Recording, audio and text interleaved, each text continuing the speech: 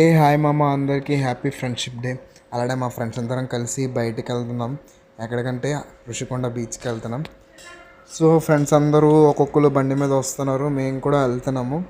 మా ఫ్రెండ్ ఒకడు రావడానికి లేట్ అవుద్దని చెప్పాడు.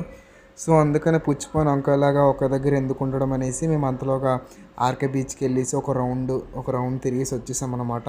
బట్ అటు సైడ్ వెళ్తుంటే వ్యూ ఎంత ఆ బస్సును అలా చూస్తే నాకైతే చాలా హ్యాపీగా అనిపించింది. ఎందుకంటే అవి సినిమాలు అంటే చూడడం తప్పించి నేను ఎప్పుడుగా రియల్గా చూడలేదు దగ్గర నుంచి. బట్ ఏంటంటే అది ఎక్కడానికి టికెట్ ఎంతో కూడా నాకు తెలియదు. సో తెలుసుకుని ఏదో ఒక రోజు నేను ఎక్కాలి. ఇంకా బొమ్మరిల్లు సినిమాలో కూడా ఆ బస్సు ఉంది. ఆ బస్సులో ఒక సాంగ్ ఉంటుంది. ఆ సాంగ్లో పైన నేనైతే వైజాగ్ ఒక ఎమోషనే అని చెప్పుకుంటాను నాకైతే. ఎందుకంటే వైజాగ్కి వచ్చాక నాకు ఆర్కే బీచ్ అనగా రిషికొండ బీచ్ అనగా చూడగానే చాలా లైక్ అనిపిస్తుంది. అక్కడ వాతావరణం అనగా ఆర్కే బీచ్ ప్లేస్ అనగా ఈవినింగ్ టైం ఆర్కే బీచ్కి వచ్చి అలా ఇసుక ఉంటుంది కదా, ఇసుక మీద నడుస్తూ వెళ్తుంటే ఆ వచ్చే గాలికి ఆ వస్తున్న కెరటాలకి చాలా హ్యాపీగా అనిపిస్తుంది నాకు. ఫైనల్గా అయితే మా వాడు ఫోన్ చేశాడు, మామ నేను వచ్చాను, మీరు ఎక్కడున్నారు అనేసి.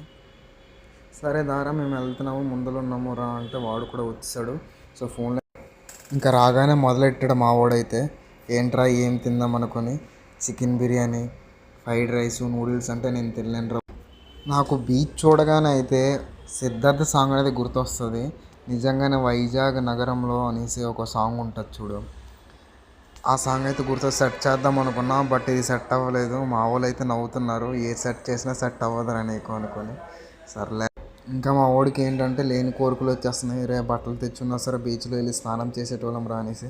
బాబు వద్దురా బాబు, ఈ కూలింగ్ వెదర్కి ఇంకా స్నానం చేస్తే జ్వరాలు వస్తాయని. ఇంకా మా వాళ్ళు కూడా ఏమన్నారంటే మేతనేసి వెళ్ళిపోదాం ఇక్కడే, మళ్ళీ నైట్కి ఎందుకు అక్కడికి వెళ్ళి చేసుకోవడం అంటే ఇక్కడ సమోసా తినేసాము. Bye bye. నా యూట్యూబ్ ఛానల్ లైక్ చేయండి, షేర్ చేయండి, సబ్స్క్రైబ్ చేయండి.